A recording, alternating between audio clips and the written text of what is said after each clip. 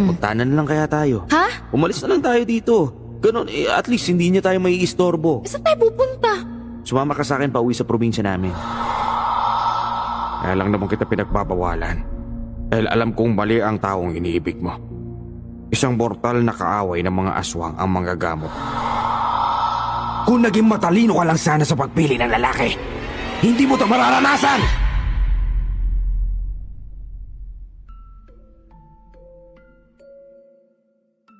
Isa sa pinakamagandang nangyari sa buhay ko ay nang makilala ko si Jomar. Siya rin ang nagbago ng aking landas. Nang malaman ko na buntis ako, mas lalong nadagdagan ang saya ko at ang pangarap ko sa aking buhay at para sa aking magiging pamilya. Magandang araw po, Solidad, sa lahat ng mga nakikinig sa channel na ito. Gusto ko pong ibahagi ang kwentong naranasan ko. 3 taon na ang nakakalipas na may kaugnayan sa mga aswang. Asawa po ako ng albularyo. Ako nga po pala, si Anne, at ito ang aking kwento.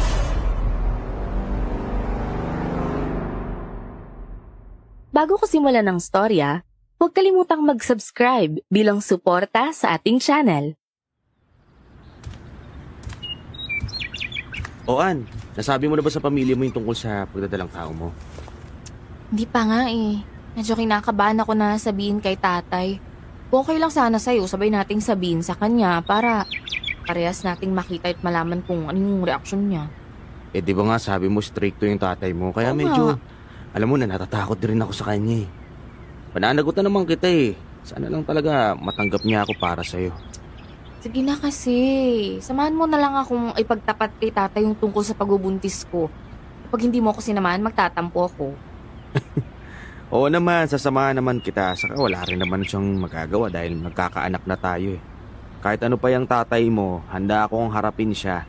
Kahit pa nga siguro habulin niya ako ng itak eh, okay lang eh. Sigurado ka. Baka mamaya pag dumating tayo dun, maihi ka na sa takot dyan. Hindi no, ano ka ba? Hindi nga ako natatakot sa engkanto, sa tatay mo pa kaya. Oo kasi. Ano naman kasi binuntis ako agad eh. Di ba sabi ko naman sa'yo, sa kamuna ako buntis. Pag nagkita na kayo ni tatay. Kaya nga kita binuntis para magustuhan niya man ako o hindi. Wala na siyang choice. So kailan ka nga dadalaw sa bahay? Siguro bukas na lang. Magpapagumot pa kasi sa akin sa umaga kaya sigurado ako na tanghali na ako darating yan. Okay, sige. Saan ko bukas yan ha? Sige.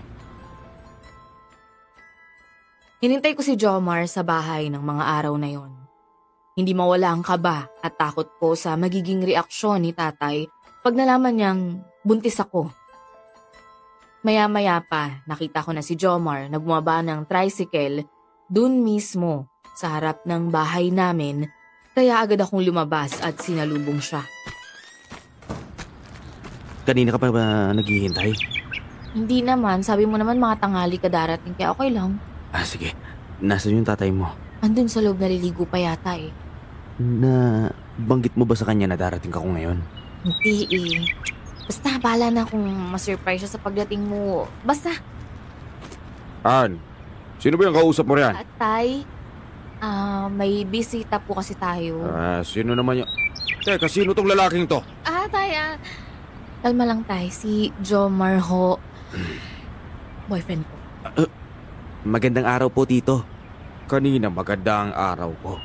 Pero nung dumating ka, anak ng tokwa nasira na. Tay! Lakas naman ng loob mong ligawan tong anak ko ah. Mahal po namin ni Ann yung isa't isa. Mabubuhay ba kayo ng pagmamahalan na yan? Tay naman eh. Tignan mo nga yung itsura mo. Mukhang hindi ka nga marunong maghanap buhay tapos manliligaw ka pa sa anak ko. Tapos na po ako manligaw. Girlfriend ko na po siya. Saka nabuntis ko na nga po si Ann. Magkakaanak na po kami.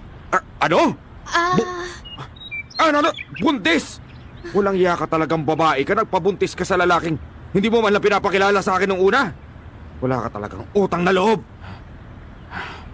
Pero di bale, mapapalaki naman natin ang anak mo ng maayos basta layuan mo yung lintik na lalaki na yan. Ay, wag naman ganun. Mahal ko po si Jomar eh. Nag-usap na ho kami tungkol sa magiging anak namin. Mabait po siya, masipag si Jomar, kaya alam kong hindi ako magsisisi sa kanya. Nag-iisip ka ba, Ann?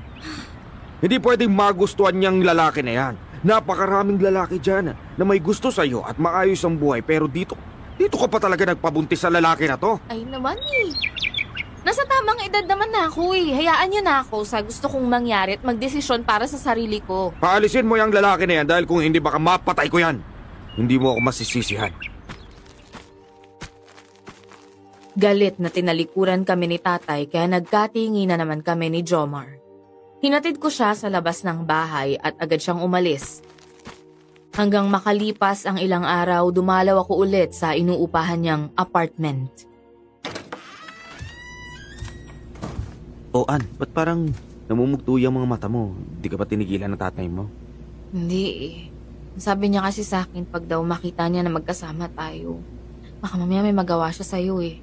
Ano ka ba? Sinasabi niya lang yan kasi galit siya pero hindi naman siguro masamang tao yung tatay mo, di ba? Yun nga yung kinakatakot ko eh. Kasi kapag sinabi niya yun talaga, gagawin niya. Teka lang, ano ba kasing magandang gawin natin para hindi tayo maghiwalay? Kung okay lang sana sa'yo, magtanan lang kaya tayo. Ha? Umalis na lang tayo dito. Ganon, at least hindi niya tayo maiistorbo. Saan tayo pupunta? Sumama ka sa akin pa uwi sa probinsya namin. Wala nga akong pera eh. Huwag ka mag-alala. Meron ako naipon. Gagamitin natin yung para sa pamasahin natin. Tapos, bahala na. Basta ang importante pumunta at sumama ka sa akin. Ayan. Hirap naman nito. Sige na nga, sasama na nga ako sa'yo kahit saan. Ayoko namang lumaki yung anak ko na walang buong pamilya, no? Alam ko na mabait ka, kaya wala akong dapat pagsisihan. Noong araw na yon, nagdesisyon kami ni Jomar na umuwi sa probinsya nila. Ilang oras din ang binyahe namin bago kami makarating doon. Mabuti na lang din at hindi pa gaanong nasira ang bahay ng mga magulang niya at kaunting ayos lang ang kailangan. Kinaumagahan may dumalaw na lalaki sa bahay namin. Oh, kamusta ka na pare? Ay, totoo ba narinig ko na ba'y kasama ka raw na chicks? Oh. Oo nga pala si Ann. Puti pala may asawa ka na tapos tingnan mo ang ganda pa. Totoo nga talaga ang chismis na may maganda ka ng chika bebe dyan anong chismis? Usap-usapan ngayon sa lugar natin ang tungkol sa maganda mong asawa. Alam mo naman na maraming marites at inggitera dito sa atin Hayaan mo na yung mga yun. Ito nga pala si Ann. Ito nga pala si Neil, matalik kong kaibigan. Kumusta? Ayos lang. Sana magustuhan mo ditong tumira. Oo naman. Mukhang tahimik naman dito, tsaka masarap yung hangin Paano ba yan pare? Kailangan namin pumunta dun sa Nyogan para kumuha ng bunga at may benta namin. Ay, sige. Babalik na lang ako mamaya at magdadala ako ng alak. Sige. Sige, ayos. Dinala nga ako ni Jomar sa may niyoga nila. Napakalawak ng kanilang sakahan. Marami ding mga bunga. Nagpaalam si Jomar sa akin na kumuha ng saging kaya naman naiwan ako doon sa gitna ng niyogan. Hanggang isang babae ang nasilayan ko doon. Galit siyang nakatingin sa akin at nagdadabog itong lumalapit sa kinaroroonan ko. Ikaw ba yung asawa ni Jomar na taga Maynila? Oo, ako ho. Aba, totoo nga na maganda ka. Alam mo ba, dito sa lugar namin, ako lang ang maganda. Pero nung dumating ka, ikaw na ang usap-usapan ng lahat. Naku, huwag niyo na akong pansinin yung mga ganyang bagay. Alam mo ba kung anong dapat sa'yo? Dapat sa'yo, sabuyan ng asidot ng malusaw yung kagandahan mo. Nakita ko may kinuha siya sa kanyang bag na maliit na bote. Binuksan niya yon at nagtatangkang sabuyan ang mukha ko kaya nanlaban ako sa kanya. Bitawan niyo! Yan! Anong ginagawa niyo? Hindi ako papayag na makuha mo ang atensyon ng lahat ng mga lalaki dito. Nakikiusap po ako sa inyo. Tigilan niyo na ho yan. Akin na ho yan. Anong nangyayari dito? Teka. Bakit mo sinasaktan yung asawa ko? Bakit pa kasi kayo umuwi rito? Wala kang pakialam dito kung umuwi kami dahil may sarili kaming lupa dito. Bitawan mo nga yung asawa ko. Hoy! Babae, magkikita pa tayo. Naiintindihan mo? Hinirapan niya ako at kaagad itong umalis. Hinawakan naman ni Jomar ang magkabilang pisngi ko at nag-aalala sa akin. Ayos ka lang ba? Ano ba kasi nangyari? Ewan ko, lumapit siya eh. Lumapit lang siya tapos gusto niya sabuyan ng asido yung mukha ko. Kilala mo ba yung babaeng yun? Oo. Siya ata si Ate Beth eh. Bata pa kasi nung umalis ako dito eh. Pero kilala ko siya, hindi ko siya makakalimutan. Nagagalit yata siya sa akin dahil mas maganda raw ako sa kanya eh. Kapag sinaktan ka niya ulit, sabihin mo sa akin na ako nang bahala sa kanya. Sige. Makalipas ang ilang araw, umalis si Jomar ng umagang yon. Nagulat ako nang dumating si tatay sa bahay namin. Hindi ko inasahan na madidiskubre niya ang kinaroroonan namin ng aking kinakasama. Kinabahan pa ako nang makita ko siya. Grabe ka talaga, ano? Hindi ka talaga mapigilan. Hindi ka man lang nag-iisip bago ka sumama sa lalaking yan. Ang akala mo ba, hindi ko kayo matutunton? Tay, pasensya na. Tay, sobrang mahal ko lang kasi talaga si Jomar eh. Masipag ho siya maalaga. Tsaka gusto niya rin magkaroon ng anak. Masasaktan po siya pag sinunod ko kayong layuan siya eh. Alam mo naman ang dahilan kung bakit hindi kayo pwedeng magsama, hindi ba? Nag-iingat naman po ako eh. At hanggang kailan mo balak itago sa kanyang pagkatao mo, Aber? Paano kung magutom ka at hindi na kayang suplayan ng kanin at ulam yung sikmura mo? Ano, kakainin mo yung asawa mo? Hindi naman mangyayari yun eh. Dahil bata pa lang ako, tinuruan nyo na akong huwag kumain ng tao. Mahal ko si Jomar. At kahit anong gawin nyo, hindi ako sasama sa inyo pabalik ng Maynila. Sige. Kung yan talaga ang desisyon mo, siguraduhin mo lang na hindi mo yan pagsisisiyan sa uli. Isa siyang manggagamot at ang aswang ay numero 1 kalaban niyan. Ewan ko na lang kung ano ang magagawa niya sa'yo kapag naalaman niya yung pagkatao mo. Hindi niya naman humalalaman eh. Basta walang magsasabi. Ito ang kwintas. Sige na, tanggapin mo yan. Ilang araw ko yung ginawa nang sa ganon ay hindi lalabas ang pagkaaswang mo kapag kasuot mo yan. Mas maigi nang nakakasigurado ka. Ginawa niyo ito para sa akin? Oo.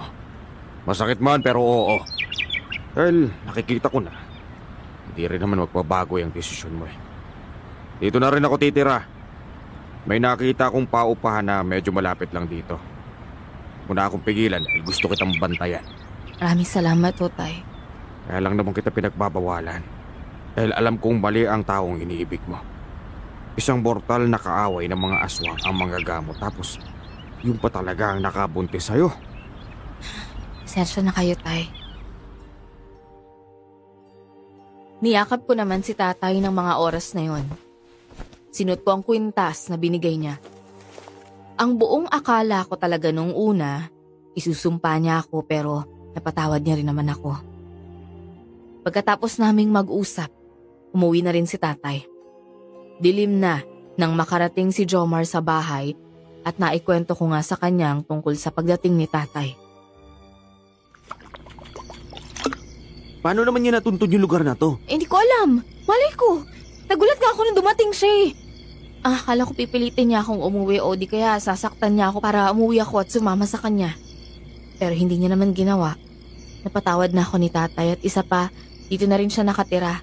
Malapit lang daw dito yung paupahan ng bahay niya. Ay nako, may pagka-psychic naman pala yung tatay mo eh. Mamaya, baka mamaya magbago yung desisyon nun at mamaya bigla kang itakas. Hindi na, okay. Nag-usap na kami ni tatay. Okay na sa kanya na magsama tayo, kaya lang daw siya titira dito. Malapit, para mabantayan niya ako. 'Di ba? Mahal na mahal niya pa rin ako sa kabila ng ginawa ko sa kanya. Natural, pagulang mo yun eh. Ay kaya nga, masaya na rin ako na tanggap ka na rin niya.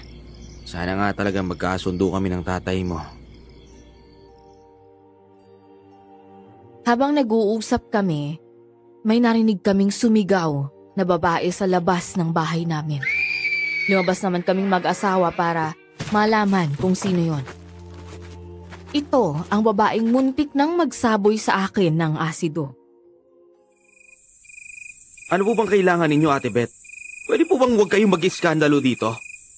Talagang mag-iiskandalo ako. Tingnan mo ang ginawa ng asawa mo sa akin. Kinulam yata ako ng asawa mo. May sa pagkaaswang yata yan eh. Teka. Maghinay-hinay ka naman po sa mga pinagsasabi mo sa asawa ko. Hindi po magagawa ni Ann yung mga paratang mo. Ano ba yung sinasabi niyong ginawa ko? Tulag ka ba? Tingnan mo nga itong mukha ko. Tinubuhan ng malaking balat. Alam kong ikaw ang gumawa nito kaya wag ka nang magkaila. Teka, may pruweba po ba kayo na asawa ko may gawa niyan sa inyo? Mabait po ang asawa ko kaya nga nagtataka ako kung bakit nyo siya gustong sambuyan ng asido. Baka po nakakalimutan ninyo na kayo to may atraso sa amin. Sige, pagtanggol mo pa yung asawa mo. Maya-maya pa bigla namang dumating si Niel at may dalang alak at pulutan. Nagtaka naman ito nang makita si Ate Beth sa bahay. Ate Beth, gabing-gabi na po ah. Nanggugulo pa kayo eh. Dinig na dinig ang boses niyo dun sa kabilang kalsada. Ang tanda-tanda nyo na pero, ay nako, may pagkabastos pa rin kayo. Kung makapagsalita ka naman akala mo kung sino ka mabait. Sakit ka rin naman sa ulo. Kapag nalalasing ka, nag-aamo ka ng kung ano-ano. Kala mo naman kung sino ka matapang. Hindi, ang akin lang naman po. Baka makunan itong si Ann. Buntis po yung tao tapos inaaway ninyo. Tama na nga yan. Ang mabuti pa po Ate Beth, pumasok na po muna kayo sa loob ng bahay at gagamutin ko po kayo. Kung totoo na asawa ko nga yung may gawa niyan, papalayasin ko siya. Pero kapag po hindi, nako, please lang, tigilan nyo na po si Ann.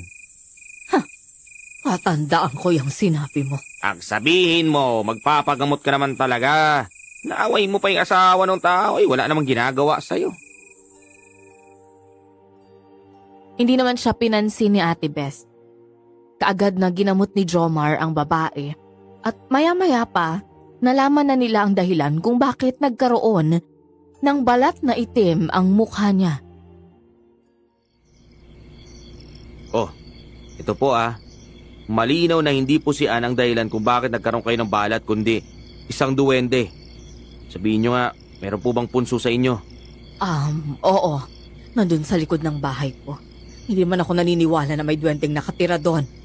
Matagal ko nang tinatambakan ng basura yung bakanteng lote na yon, pero wala namang nangyari sa akin. Baka naman po nakatama kayo ng mga nakatira doon. Hindi mawawala ang balat sa mukha nyo kapag hindi kayo humingi ng tawad sa kanila. Alam nyo, mabuti pa. Kunin mo yung mga basura na tinambak ninyo doon para hindi na kayo pahirapan pa. Sigurado ka ba? Baka mamaya pinagtatakpan mo lang yung asawa mo. Ate Beth, manggagamot po yung si Jomar. Bakit naman siya mag-iimbento? Sa kagabi na umuwi ka na kaya at nang makapagpahinga na itong mag-asawa na ito. Sige, susundin ko ang sinabi mo. Kapag talagang hindi nawala itong balat ko, ibig sabihin, peke ka. Okay. Sige po.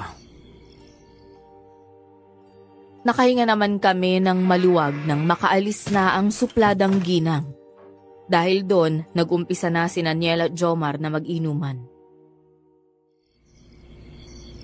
Jomar, mauna na akong pahinga sa'yo Pagtapos na kayo mag-inuman, pasok ka na lang sa kwarto mamaya, okay? Sige. Okay. Magpahinga ka na. Alam ko naman na sobrang nakaka-stress yung talagang nangyari kanina dahil kay Ate Beth kung ako sa'yo, Ann, huwag mo nang pansinin yon. Mamaya baka kapag maisilang mo yung anak mo, maging kabuka pa ng babaeng yun Ganyan talaga yan kapag may bagong dating, palagi niyang inaaway kasi alam mo na takot masapawan. Wala bang asawa yun si Ate Beth? Nako, ilang beses nang nag-asawa yan, pero iniiwan din kasi nga ganyan yung ugali niyan. Iskandalosa tapos walang iya. Kung ganun siya kaganda, ganun din naman kasama yung ugali. Maltita talaga yung si Ate Beth simula nung bata pa lang tayo, di ba? Baka siguro hanggang ngayon nadala niya yung ugali niya kaya siya ganyan. Kaya pala. O siya, sige na. Akit na ako tulog na ako. Bye! Pumasok na ako sa kwarto ng gabing yon. Naririnig ko ang mga nakakatawang usapan ni Niel at Jomar sa loob ng kwarto. Hanggang sa makalipas ang ilang linggo, napansin ko na lumalalim ang mga mata ng asawa ko. Nangangayayat din ito at panay ang ubo.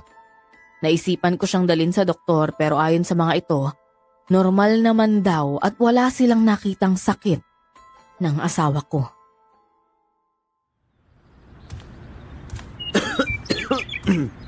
Oh, totoo ba na, kamusta ka ba? Totoo bang wala kang ibang nararamdaman sa katawan mo? Nakakainis naman kasi yung doktor na yun eh. Hindi ka naman magkakaganyan kung wala kang sakit. Baka wala ka, baka wala ka talaga. Baka kailangan ko rin ng albularyo manggagamot sa akin. Mas maigi siguro, gamutin ko na lang muna yung sarili ko. Pwede pa yun? Isa nakikita ko mukhang nahihirapan ka na eh.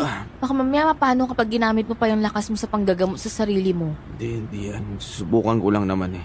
Ay, ako naman, Jomar. Sige na nga, ikaw bahala. Basta pag sumama bigla yung pakiramdam mo, tigilan mo na. Sige.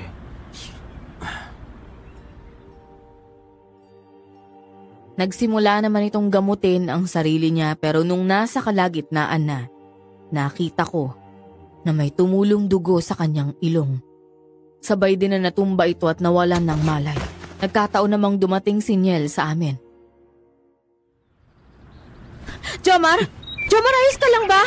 Jomar, gising! Ano nangyari? Tulungan mo si ako! Jomar? Tulungan mo ako buhatin to, dali-dalian mo. Baka mapano yung asawa Ako ko na bahala dyan sa kanya. Ano ba kasi nangyari dito? Masama kasi yung pakiramdam niya, kaya gusto niyang gamutin yung sarili niya. Pinigilan ko naman eh, pero ayaw niya magpapigil. Ako, ito talaga si pare. Matigas talaga ang ulo hanggang ngayon, oh. Mabuti pa kumuha ka na ng maligamgam na tubig at punasan mo na siya. Ako nang bahala dito kay Jomaran. Sige na, mas kailangan mong magpahinga dahil baka mamaya mapano pa yung bata sa sinapupunan mo eh. Ay sige, hindi ko naman siya pwedeng pabayaan eh. Ako na lang bahala. Sige na, iangat na lang natin siya dito. Ako nang bahala mag-asikaso sa kanya. Sige. Wala naman ako nagawa nang nagpumilit si Niel. Sobrang naawa ko kay Jomar habang pinagmamasdan siyang walang malay.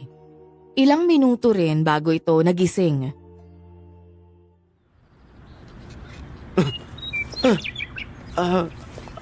Anong nangyari? Bigla ka raw nawala ng malay. Sabi niyan nagkataon naman na dumating ako para sana ibigay tong t-shirt sa'yo na hindi ko naman nagamit.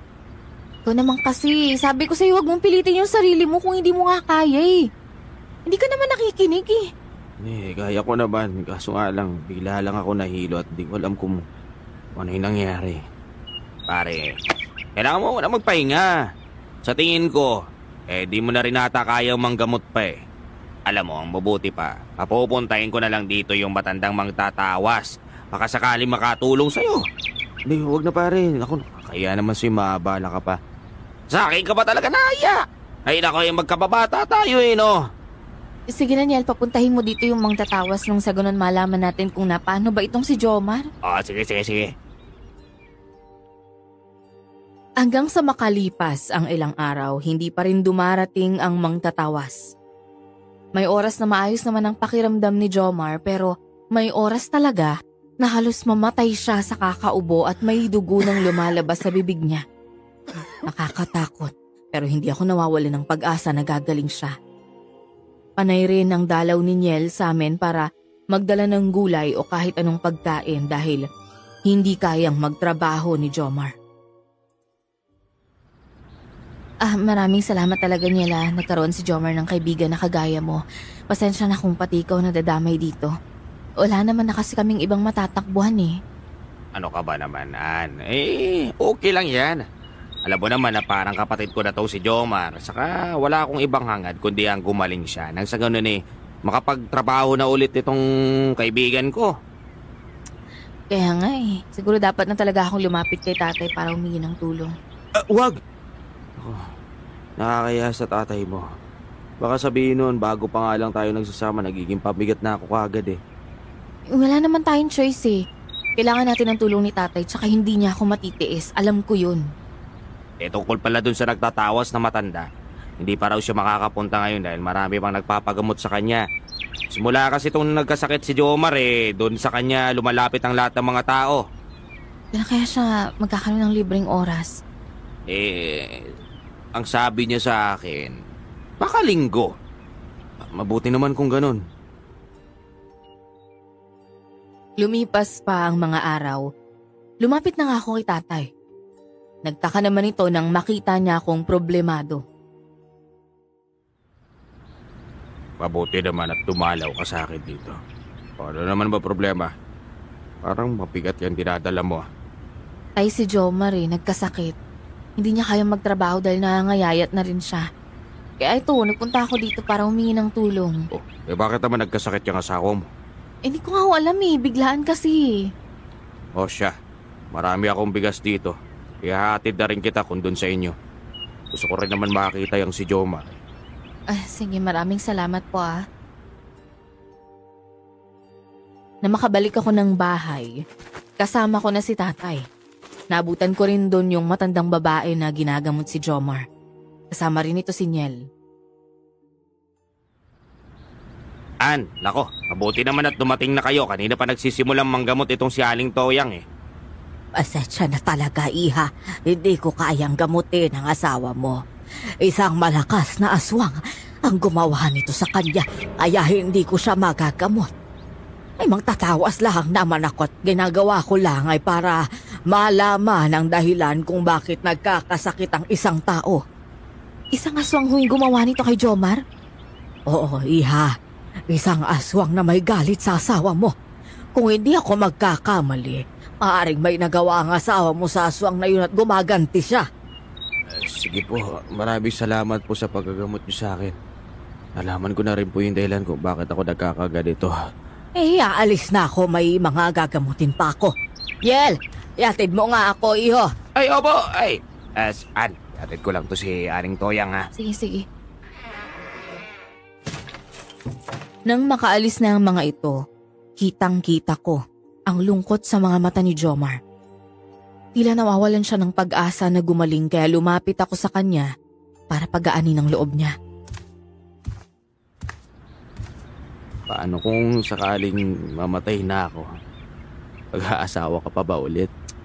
Parang nakuha mo pa talagang magbiro sa lagay mong yan Gagawin ko ang lahat para gumaling ka.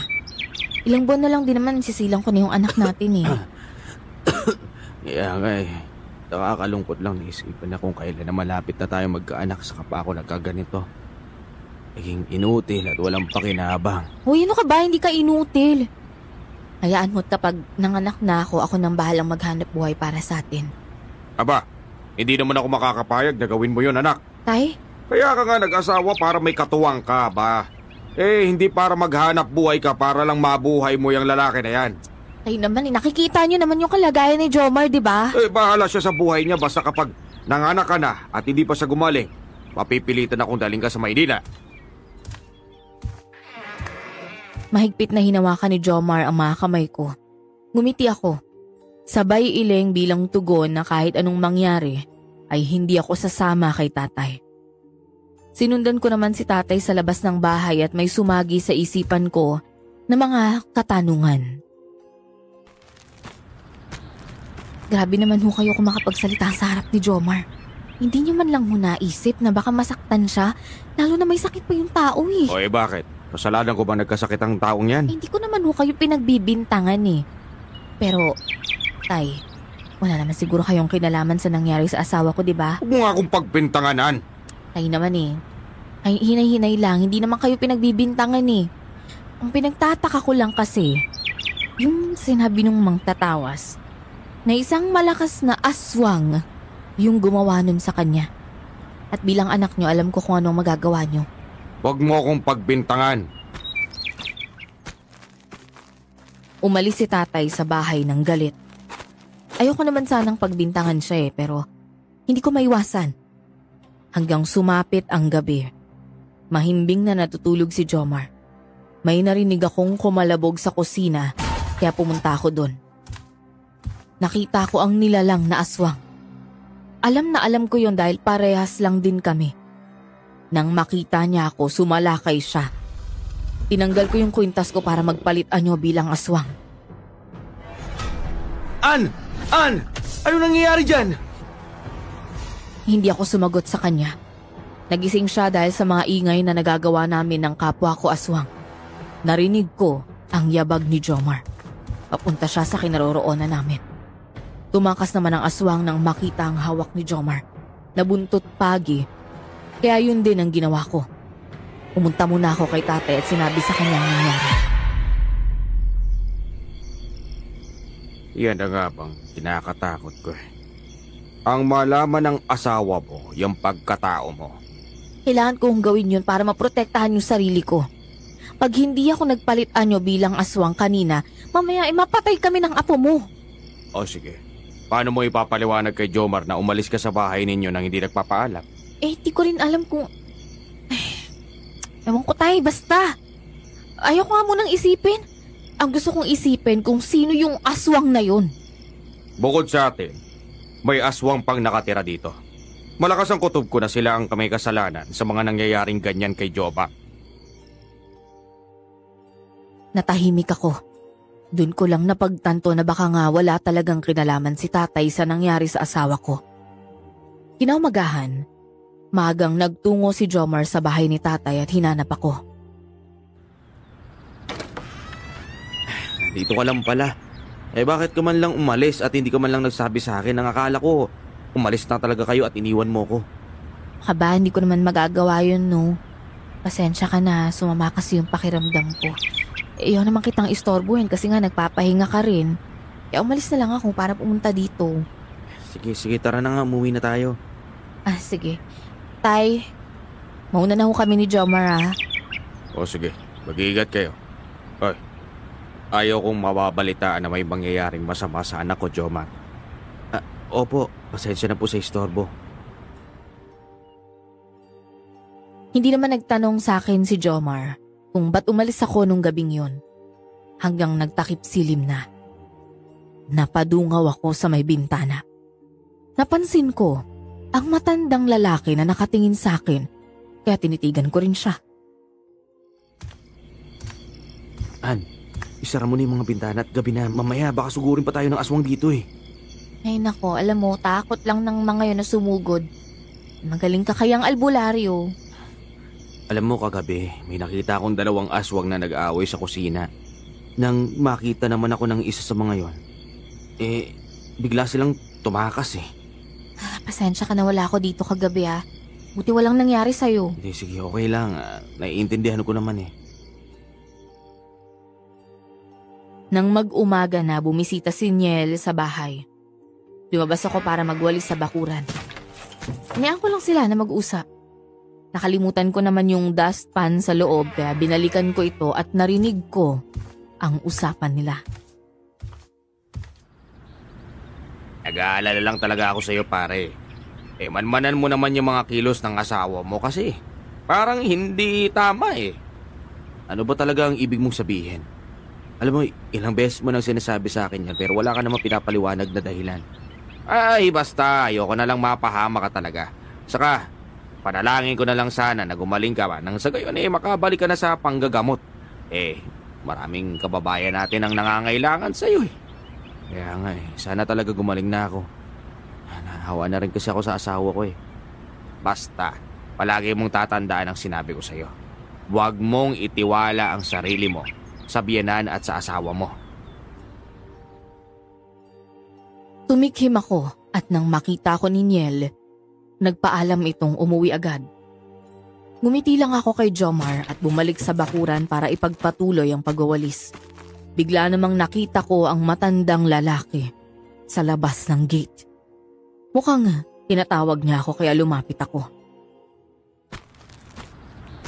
Manong, may kailangan mo ba kayo? Yeah. Ingatan mo ang sanggol na nasa sinapupunan mo. Protektahan mo ang sarili mo dahil binabantayan ng aswang ang sanggol. Po, anong ibig niyo sabihin? Isang malakas na aswang ang gusto kumuha sa anak mo at walang makakatalo sa kanya. Alam niyo kung sino man ho yung lintik na aswang na sinasabi niyo, hindi niya makukuha yung anak ko. Tumango lang sa akin ang matanda at ngumiti. Araw ng Miyerkules, pumunta ako ng palengke. Nang makabalik ako, nabutan ko si Niel na may pinapainom sa asawa ko. Niel, ano yung pinapainom mo kay Jomar? Ay, galing ito sa matandang lalaki na si Kwan, si Mang Ading. Gamot daw ito para maprotektahan ang katawan ng asawa mo para hindi bakain ng aswang. Mabisa ba yan? Baka mamaya hindi naman maganda yun sa kalusugan ng asawa ko. Mabisa to. Magaling talaga manggamot yan si Mang Anding. Lalo na yung mga herbal-herbal. Yung si Mang Anding, yung matanda na maputi na may mahabang bigote, di ba? Oo! Bakit? Nagkita na ba kayo? Oo, pero hindi naman kami nag-usap. Ganun ba? Hinayaan ko lang si Niel na painumin si Jomar ng gamot na yon. Ayon naman sa asawa ko, umaayos naman daw ang pakiramdam niya. Hanggang isang araw, nakarinig ako ng balita na may namatay sa lugar namin. At walang ibang pinaghihinalaan kundi aswang. Habang naglalaba ako, narinig ko naman na tinawag ni Jomar ang pangalan ko. Ann! Ann, halika dito! Jomar! Bakit? Ano nangyari? Nagugutom ka na ba? Ano ba nangyari? Bakit maraming dugo dito? Sumuka ako. Ha? Parang hinukay yung tiyan ko tapos nung masuka ako, dugo yung lumabas. Teka lang, ano gagawin natin? Huwag kang mag-alala, ayos lang naman ako. Kaya lang, palagi naman tong nangyayari. Sige. Ang mabuti pa, siguro itigil mo muna yung pag-inom ng gamot na binibigay ni Niel sa'yo, ha? Mamaya yan pala yung side effect nun eh. Hindi naman siguro umaayos naman yung pakiramdam ko kapag nakakainom ako ng gamot na yan eh. Basta, itigil mo na muna yon, tapos yung gamot na binili ko sa butika, yun na muna yung inumin mo, ha? Hinanda ko ng pagkain ni Jomar hanggang sa nakita ko naman ang matandang lalaki sa labas ng gate namin. Lumabas ako para makausap siya. Magandang araw, Iya. Kumusta naman ang mister mo? Hindi pa nga rin humaayos eh. Tsaka sa inyo ba galing yung gamot na pinapainom ni Niel sa asawa ko? Oo. Mabisa yun. Pinatigil ko muna ng pagkapainom eh. Hindi ho maganda yung epekto. Nagsusuka siya ng dugo. Mamaya yun pa yung maging dahilan ng kamatayan niya eh. Sandali. Posible naman mabisang gamot yun eh. Posible ho. Kaso lang, may epekto ho eh. Ang mabuti ho yata umalis na lang kayo at marami pa ho akong gagawin. Sandali. Gusto ko lang makita at makausap ang asawa mo kahit saglit lang. Masama nga ho yung pakiramdam ng asawa ko. Kailangan niyo hong magpahinga. Huwag na natin siyang istorbohin. Saktong dumating naman si Niel at nagkita sila ng matandang lalaki. Galit itong kinumpronta ni Niel tungkol sa gamot na binigay nito.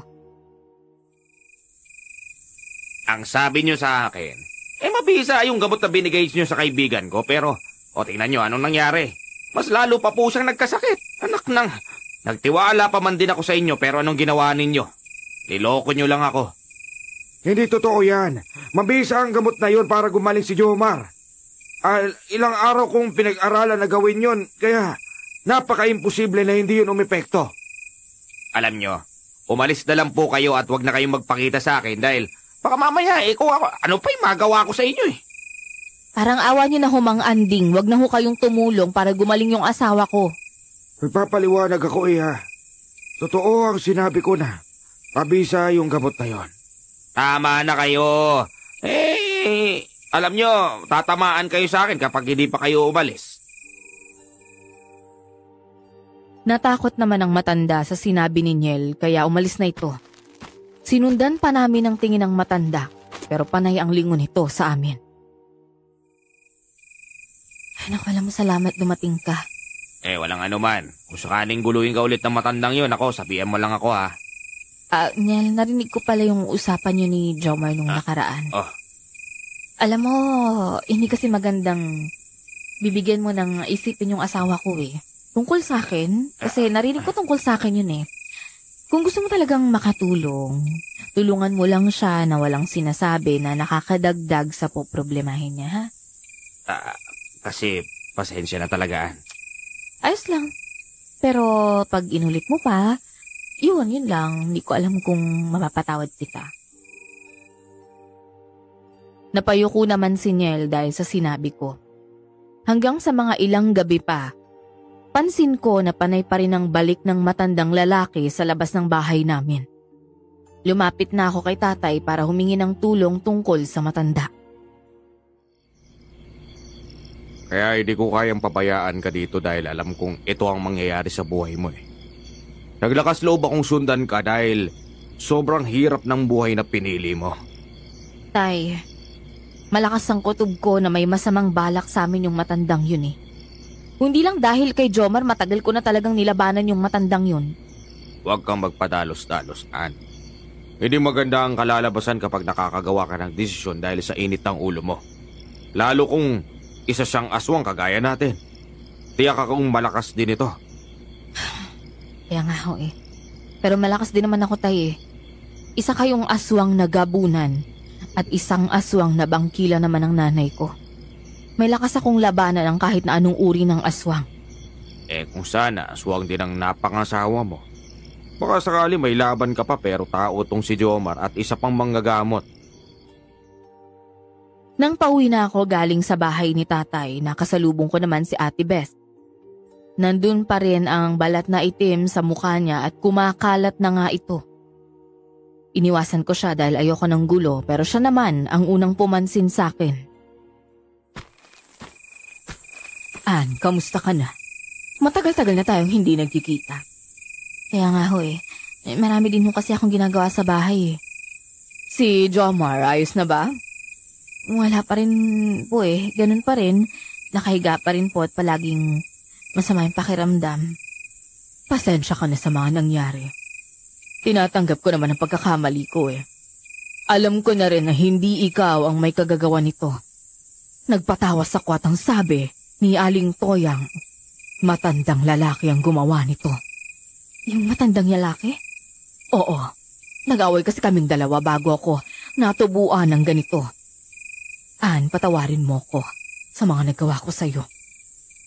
Wala na ho yan. Sana maging magkaibigan tayong dalawa. Sana talaga gumaling na si Jomar. Maraming salamat sa pag-aalala sa asawa ko. Kapag nailabas mo na yung anak mo, magnininang ako, ha? Tumango lang ako kay Ate Beth. Nagtataka naman ako sa kabaitan na ipinakita niya sa akin ngayon. Nang makauwi ako sa bahay, nakita kong inalalayan ni Niel si Jomar habang nakatayo. Bakit ngayon ka lang nakauwi?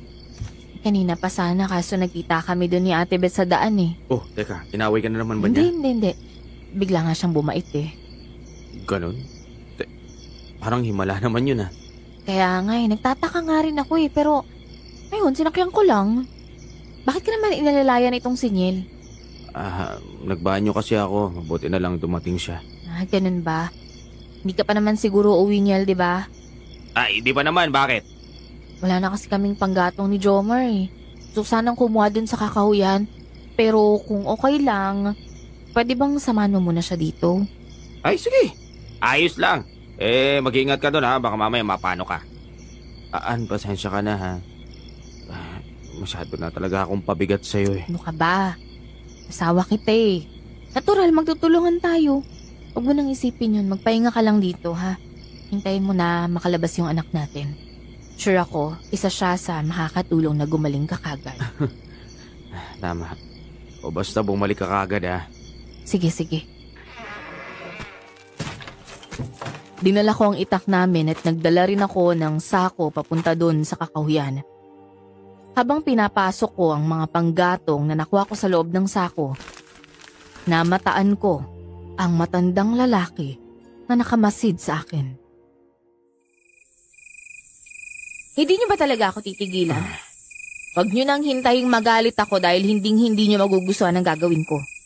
Wala akong masamang intensyon sa inyong mag-asawa. Gusto ko nga makatulong eh. Ay, matutulong niyo. Masyado na nga kayo nakakaperwisyo eh. Binigyan niyo pa ng gamot si Niel na parang makakapatay naman sa asawa ko. Hindi ko alam kung bakit ganun ang nangyari sa asawa mo. Hanggang ngayon ay isang malaking palaisipan rin sa akin kung bakit hindi umepekto ang gamot na yon. Umepekto na nga eh.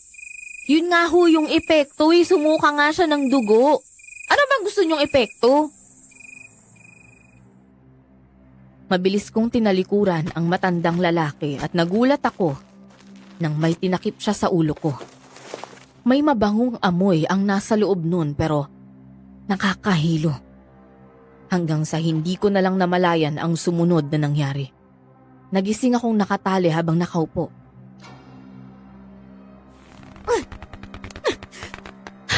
Pakawalan niyo ako dito! Kung ayaw niyong patayin ko kayo. Saka lang kita papakawalan kapag naipaliwanag ko na ang lahat sa'yo. Hindi ako masamang tao. Maniwala ka sa akin. Kung talagang hindi kayo masamang tao, dapat hindi niyo ako dinala dito eh. Sigurado ako na nag-aalala na ngayon yung asawa ko. Kaya pwede ba pakawalan niyo na ako? Mang Anding naman. Ayokong makasakit ng tao kaya wag niyo akong pilitin. Hindi mo rin naman ako masasaktan.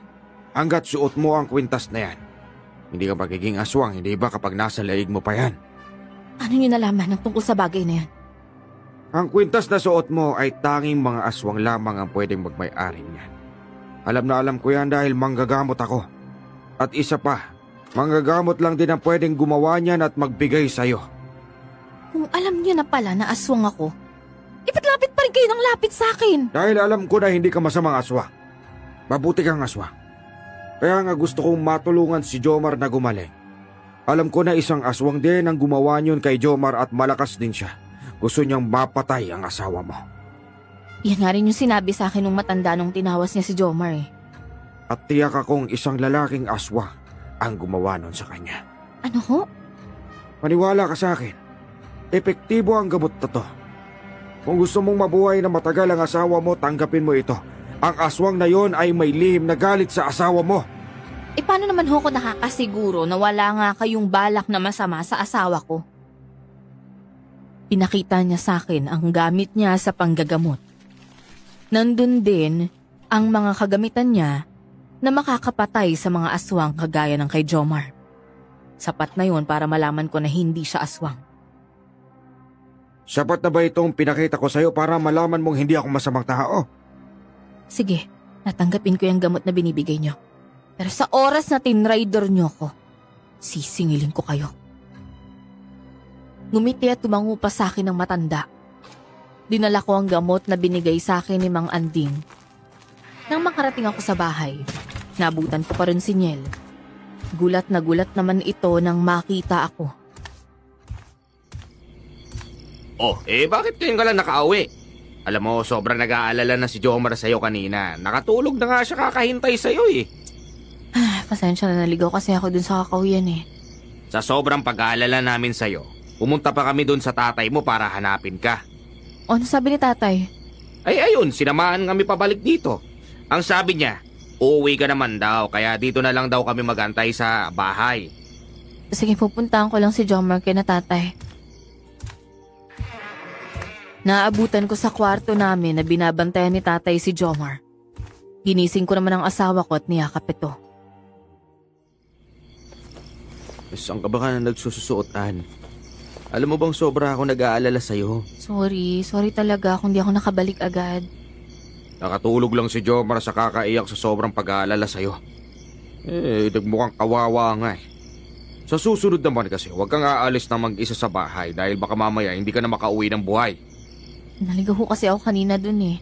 Tsaka, Jomar, may gamot nga pala ako para sa'yo. Sandali. Saan galing yan? Dun sa matandang lalaki. Nakita kami dun nung naligaw ako sa kakahuyan. Siya rin yung dahilan kung ba't nakabalik ako. At nagtiwala ka naman sa matandang yon. Alam naman natin na, hindi makakabuti yan kay Jomar. Nakita mo naman yung epekto ng gamot niya yan sa asawa mo, di ba? Ikaw pa nga nagsabi sa akin na ipatigil na yung pagpapainom ng gamot na yan dahil baka mamaya ikamatay pa yan ng asawa mo eh. Anak, ano naman ba yung pumapasok sa isip mo nagtiwala ka na naman doon sa matanda? Marami hong nagpabago sa isip ko. Pero kung sakaling mamatay si Jomar dahil dito, magbabayad talaga siya sa kasalanan niya. Nagtiwala na rin ako kay Mang Anding. Pero nakasira yun dahil sa nakakita ako sa kanya ng hindi magandang epekto sa mga gamot niya, lalo na sa kaibigan ko. Kung sa tingin mo makakabuti sa akin yung iinumin ko, alam ko naman na hindi mo ako papabayaan eh. Malaki ang tiwala ko sa iyo dahil asawa kita.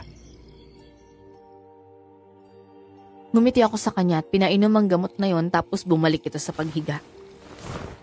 Nagpaalam si Niel na magpapahangin at natulog ulit si Jomar para makapagpahinga. Kinausap ko ulit si tatay tungkol doon sa sinabi ng matanda sa akin na lalaking aswang ang gumawa ng bagay na to sa asawa ko kaya nagkasakit. Di ba sinabi ko sa'yo na hindi ko nga magagawa yung sa asawa mo?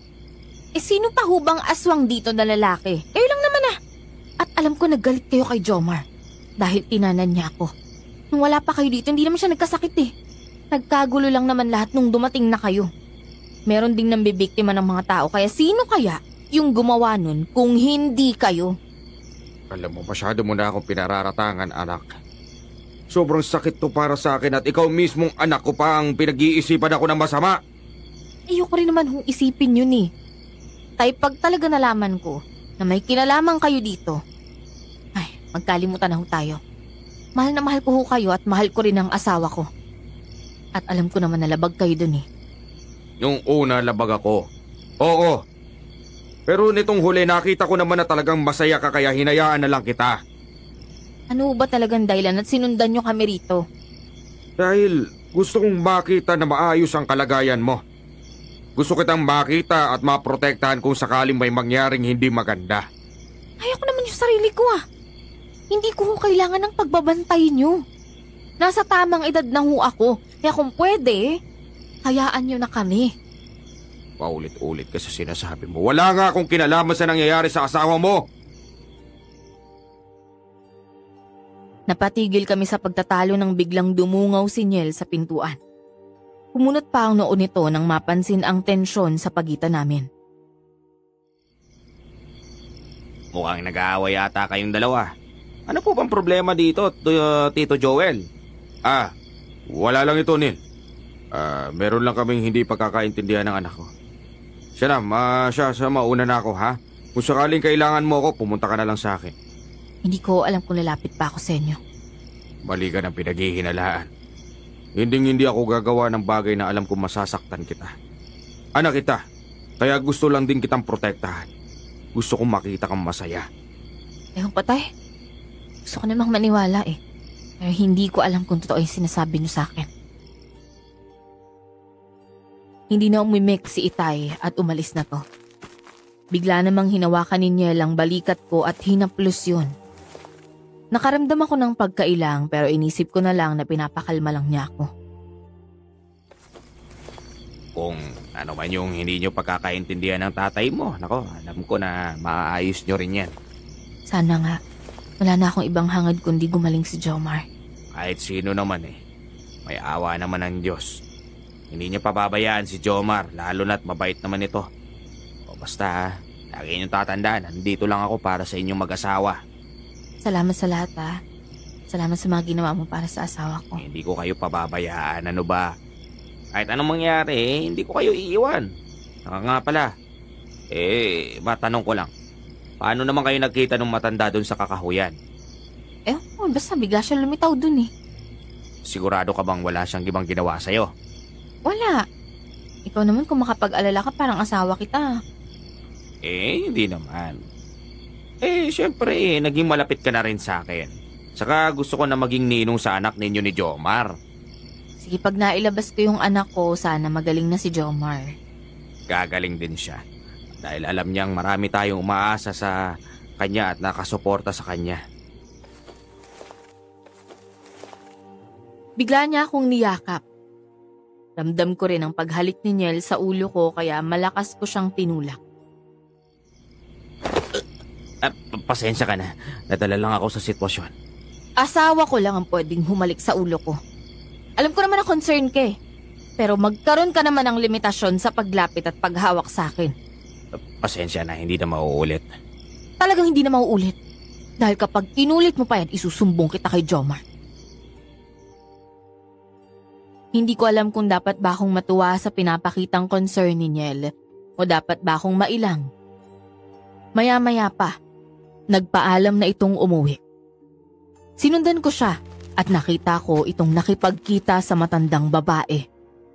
Gusto ko sanang lumapit pero biglang lumitaw si Ate Beth sa harapan ko. Anong ginagawa mo rito? Ha? Wala lang. Nag-iikot-ikot lang ho. Ganun ba? Alam mo, huwag ka na maglakad-lakad mag-isa dahil buntis ka. Mamaya baka mausog ka pa. At pansin ko lang parang unti-unting nawala yung maitim na balat sa mukha ninyo Oo. Ginamot kasi ako ni Aling Toyang. Malaki na itutulong ng langis na hinahaplos ko sa balat ko. Kaya pala.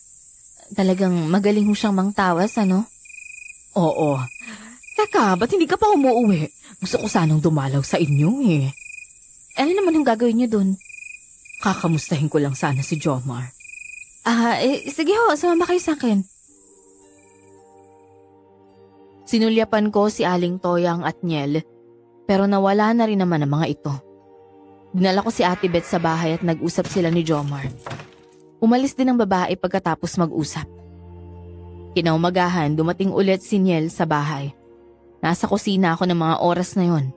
Pupuntahan ko sana si Jomar para pakainin ang kanyang almusal nang makita kong may pinapainom sa kanya si Niel. Jomar, ano naman yung pinapainom ng kaibigan mo sa'yo? Gamot. Galing ito dun sa matandang babae. Pasensya ka na, hindi ko nasabi sa'yo yung tungkol dito. Nagkita kasi kami ni Aling Toyang kahapon at ito, binigyan niya ako ng gamot. Naku Niel, tama na yung isang gamot lang yung pinapainom ko sa asawa ko. Hindi naman gagaling si Jomar sa gamot ni Mang Anding eh. Pwedeng hayaan mo naman ako makatulong dito sa kaibigan ko. Tama na. Huwag na kayong mag-away. Ano ba naman kayong dalawa oh? Pwede bang umalis ka na dito? Ako ang asawa niya. Kaya ako ang masusunod. Masyado ka nang nanghihimasok sa buhay namin. Pwede ba? Dahil mahalaga nga sa akin ang kaibigan ko. Pwedeng umalis ka na? Sandali. Sige na pare, sundin mo na lang muna si Ann. Baka mamaya mapaanak niya nang wala sa oras eh. Nagdabog si Niel palabas ng bahay. Inis kong inilapag ang pagkain ni Jomar sa tabi nito at masama ko siyang tiningnan. Oh, bakit? Wala naman ako masamang ginagawa sa iyo ah. Ikaw, kung ano yung desisyon ng kaibigan mo, sunod-sunuran ka naman. Hindi mo man lang ako tinawag bago ka uminom ng ibang gamot? Ba naman? Kilala ko na yan si Neil simula pa nung bata kami. Parang kapatid na nga yung turing ko sa kanya eh. Sa panahon ngayon, dapat sa akin ka lang magtiwala. Basta sa susunod pag pinainom ka ulit ng Niel na yun ng kung ano-ano, huwag mong inumin ha. Okay, sige. Sumapit ang gabi. Habang tuloy-tuloy ang pagpapainom ko ng gamot kay Jomar galing kay Mang Anding, biglang naging maayos ang pakiramdam niya. Unti-unting nawawala ang ubo niya at habang nakahiga kaming dalawa, isang malakas na kalabog ang narinig ko mula sa bintana. Bumangon kami. Tiningnan ko yon. Isang aswang na naman ulit ang sumugod sa amin. Humahalakak naman ang aswang habang tumutulo ang laway nitong nakatingin sa tiyan ko. Jomar! Ako nang bahala sa aswang na yan. Hindi ka pa ganong malakas. Ako na. Ako nang harap sa kanya. Ano naman ang gagawin mo? Nang akmang susugod ang aswang na yun kay Jomar, tinanggal ko ang kwintas ko at nag-anyo ako bilang aswang. Pinigilan ko ang aswang na yun na masaktan ang asawa ko. Tinapon ko siya palabas ng bintana. Natawa naman ang aswang at kaagad itong tumalon sa kagubatan hanggang nawala. Kabado ako nakatingin kay Jomar ng mga oras na yon at bumalik sa pagkaan ng tao.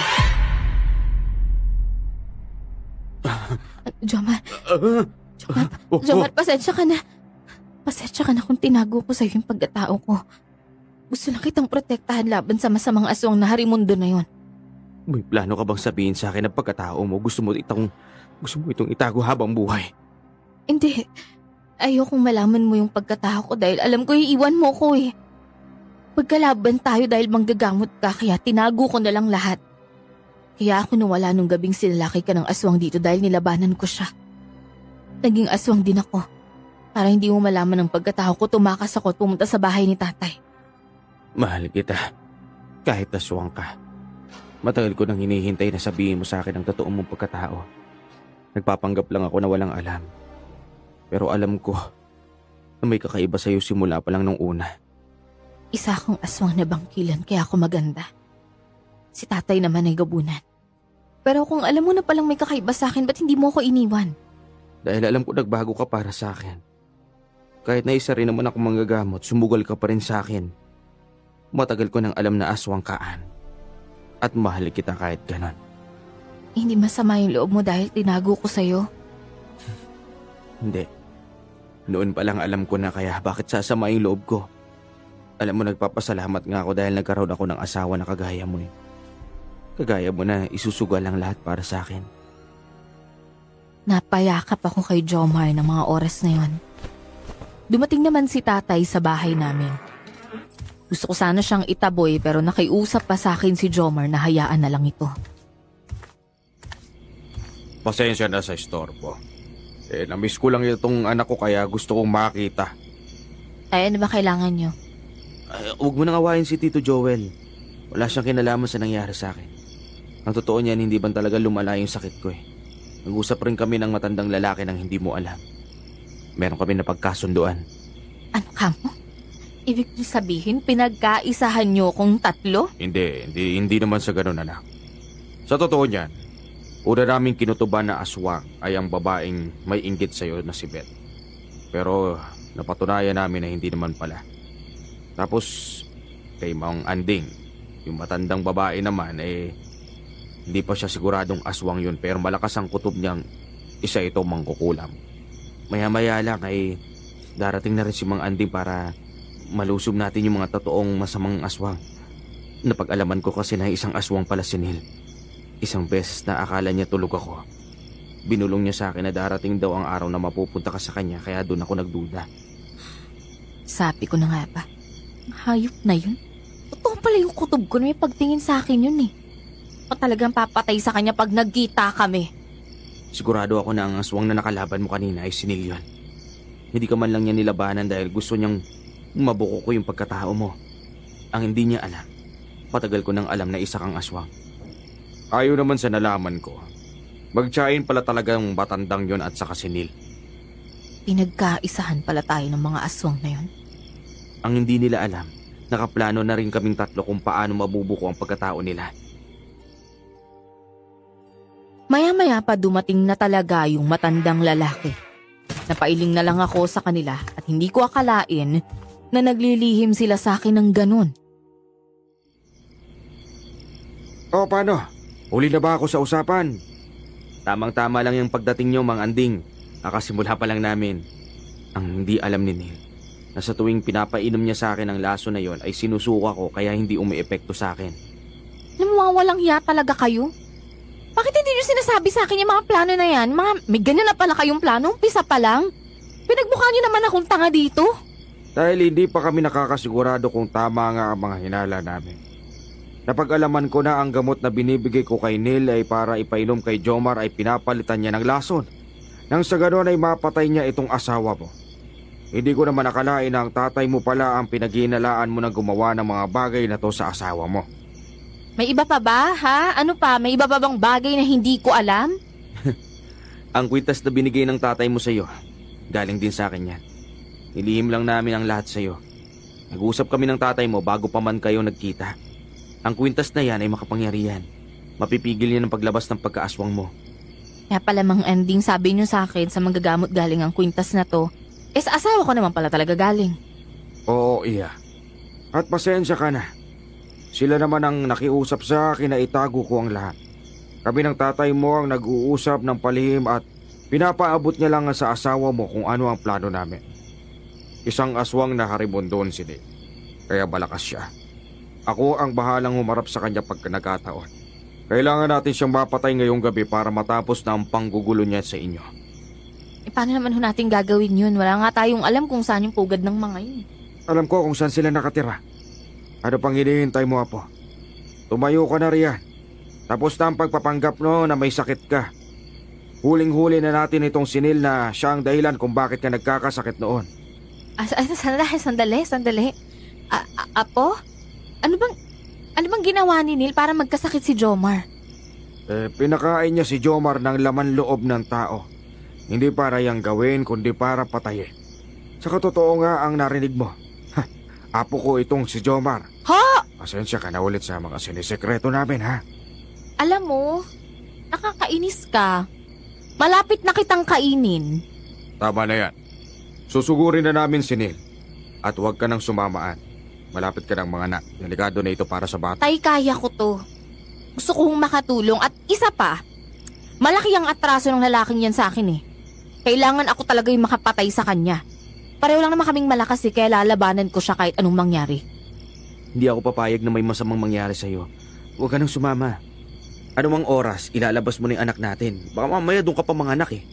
Sasama ako at walang makakapagpabago ng desisyon ko. Naintindihan nyo? Wala namang nagawa ang mga ito sa naging desisyon ko. Naghanda kami para sa lakayin ng pugad ni Niel.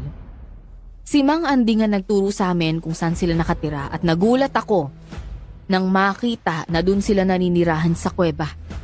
Sa labas nun nakita namin ang dalawa, si Neil at si Aling Toyang na nag-uusap. Ang palpak naman ang binigay mo sa aking lason. Eh hanggang ngayon, buhay pa yan si Jomar. Kaya paano ako makakaagaw sa babaeng gusto ko? Hindi ko rin nga maintindihan kung bakit hindi pa namamatay ang lintik na yon. Hindi kaya traidor ang tatay ni Ann. Eh kasalanan nyo to dahil nakipagkasundo kayo sa kanya. Alam naman natin parehong labag din ang tatay ni Ann na mapangasawa si Jomar. Kaya nga nakipagkasundo sa atin na lasunin si Jomar eh. Ngayon, anong naitulong niya sa atin? Wala. Traidor din ang aswang na yon. Tuso yun. Kumalma ka nga. Mapapasayo siyan kahit anong mangyari dahil kayong nakatadhana. Napatingin ako kay tatay nang marinig ko ang usapan. Hindi naman nagulat si Mang Andy at Jomar sa narinig nila kaya naisip ko na plano din nila ito. Hanggang naunang lumabas si Jomar sa pinagtataguan namin. Nagulat sila nang makita si Jomar at sumunod kami. Jomar? Anong ginagawa mo dito? At saka paano ka nakakalakad? Ang akala ko ba gusto mong gumaling ako? Bakit parang gulat na gulat ka ngayon na nakita mo ako dito? Hoy! Walang yaka, Neil! Ikaw pala talaga yung lalaking aswang na gustong pumatay sa asawa ko! Family reunion pala to. Maganda na rin yan at ang sabay-sabay kayong mamatay. Tayo ang nakatadanaan kaya iwanan mo na yung si Jomar at sumama ka na sa akin.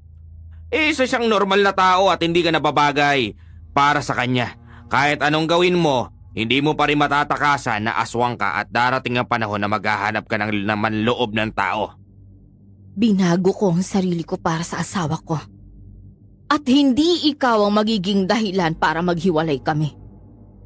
Nakikita namin sa kawa na ikaw at si Neil ang dapat magkatuluyan. Nang sa ganun ay maging makapangyarihan kayo. Ayaw mo ba na sinasamba kayo ng mababang uring aswang? Kaya nga kami hindi bumuo ng hukbo eh. Dahil gusto namin ang tahimik na buhay ng anak ko. Kung hindi lang din naman pala mapupunta sa akin si Ann, mas mabuti pang mamatay na lang rin siya. O Nay, kumanda ka at ubusin natin silang lahat. Kanina pa ako nakahanda. Alam namin darating kayo, kaya ibibigay namin ang laban na gusto ninyo. Nagpalit anyo si Niel bilang isang mabangis na hayop. Anyong baboy pero dalawa ang paa at malaki ang katawan. Ang matandang babae naman ay naging kubot. Humaba ang buhok nito at naging mapulang mga mata. Hindi naman bago sa akin ang ganong itsura ng aswang. Ako nang bahalang humarap doon sa matandang babae. Ako nang bahala kay Niel. Nagpalit anyo si tatay bilang gabunan. Isang nilalang na maputi ang buhok at maskulado ang katawan. Sinalakay nito ang matandang babae kaya dinig na dinig ang malakas na salpukan nila habang naglalaban. Bigla namang sumalakay si Niel kay Jomar kaya natumba ang asawa ko. Naging aswang ako para maprotektahan siya. Ako ang harapin mo! Kaya ko siyaan. Ako na lang makikipaglaban sa kanya. Hindi. Magtulungan tayong labanan siya. Malakas siyang uri ng aswang, Jomar. Kaya kakailanganin ko ang tulong mo. Tatlo tayong lalaban sa kanya. Mabilis na tumalo ng aswang na harimondon sa aming tatlo at napailag kami. Lumipad ako, ginamit ko ang pakpak para ihampas sa kanya. At nang matamaan ko siya sa likod, ay sunod naman na ginawa ni Jomar ay pinalo ito ng buntot pagi. Pero nakaganti ang harimondon. Kinalmot at sinakal niya si Jomar. Kung talagang matapang ka, ako ang labanan mo! Mapapatay ko kayong magiging anak mo. Kung naging matalino ka lang sana sa pagpili ng lalaki, hindi mo ito mararanasan! Mas mabuting mamatay ako kaysa maging asawa ka! Galit ko siyang sinugod at nagtagisan kami ng lakas. Nasipa ko naman ito sa tiyan pero nagkataon na biglang sumakit ang tiyan ko. Nakalmot niya ang dibdib ko sabay hampas nito ng kanyang kamay sa likod. Natumba ko sa lupa at kasabay nun ang pagpapalit anyo ko bilang isang tao ulit. Si Mang Anding naman ang sumunod na nakalaban niya.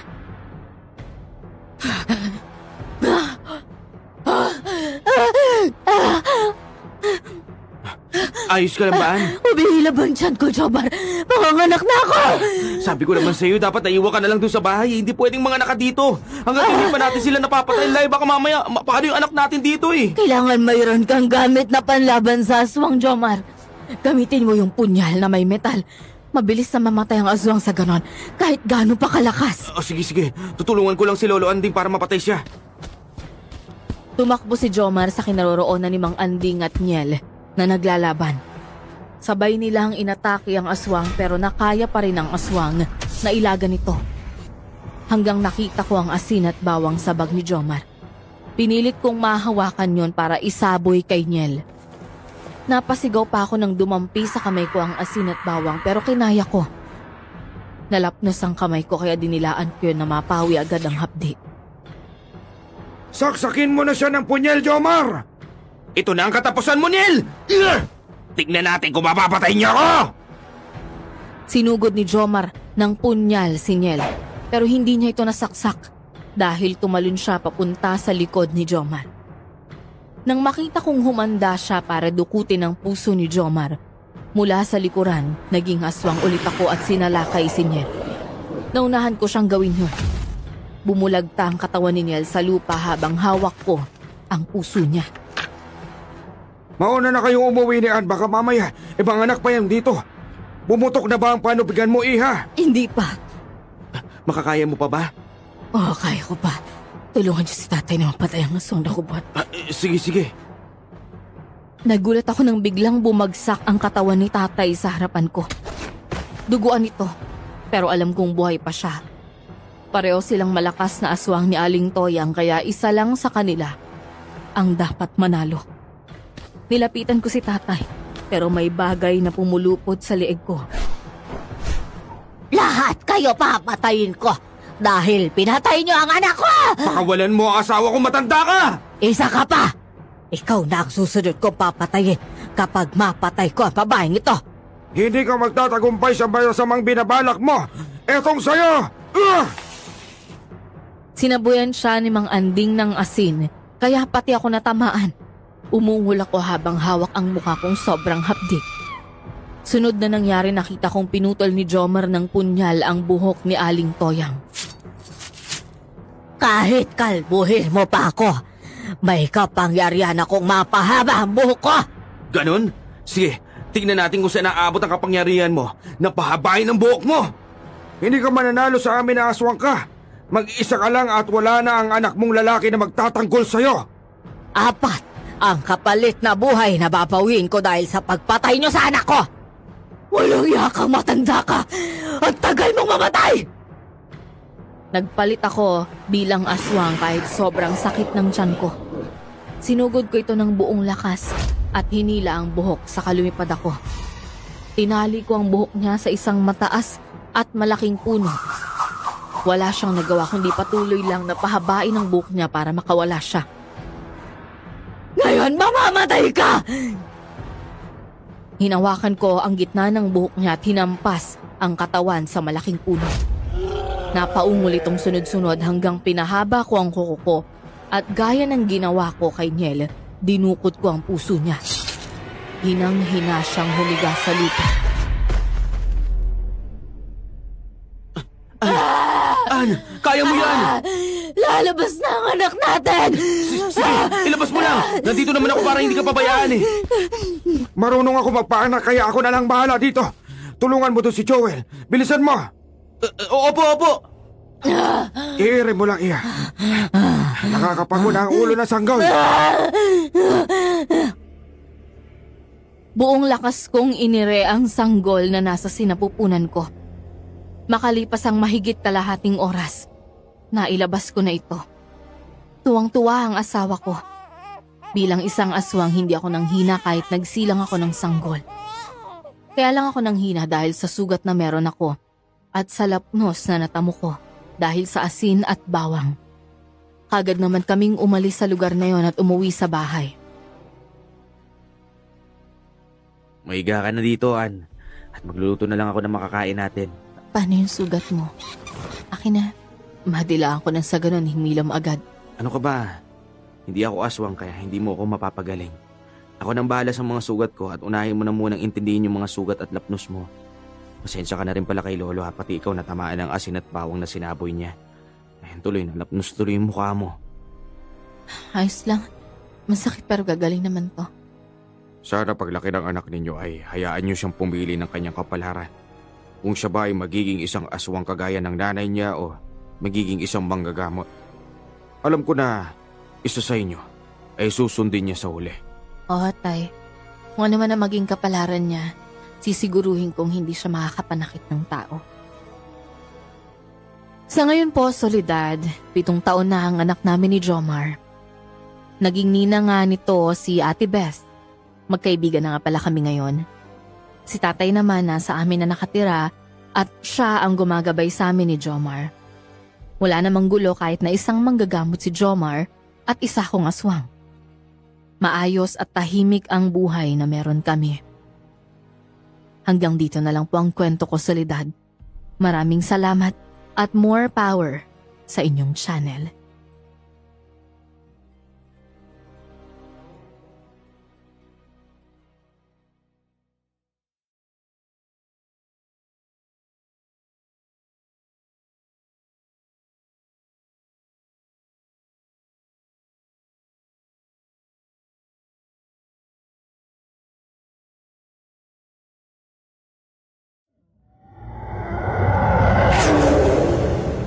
Punta na